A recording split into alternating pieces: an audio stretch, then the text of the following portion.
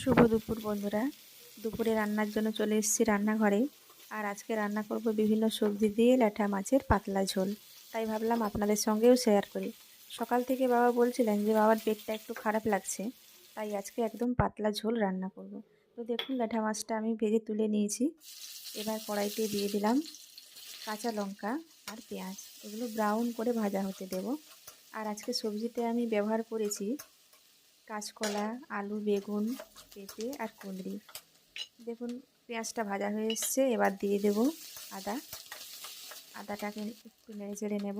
দিয়ে দেব জিরে গুঁড়ো আর হলুদ গুঁড়ো।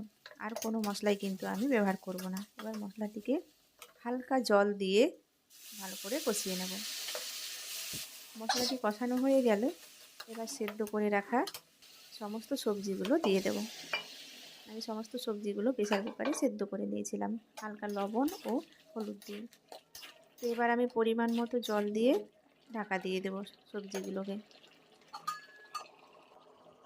2-3 মিনিটের মতো। দেখুন, সবজিটা একদম ফুটে উঠেছে। এবার দিয়ে দেবো ভেজে রাখা ল্যাঠা মাছগুলো দিয়ে হালকা নেড়ে চেড়ে ঢাকা দিয়ে দেবো 2-3 মিনিটের জন্য। তো দেখুন, রান্নাটা পুরো কমপ্লিট হয়ে গেছে। রান্নাটা কেমন হয়েছে আপনারা জানাবেন। ভিডিওটা আমি এখানেই শেষ করছি। সবাই সুস্থ থাকবেন, ভালো থাকবেন।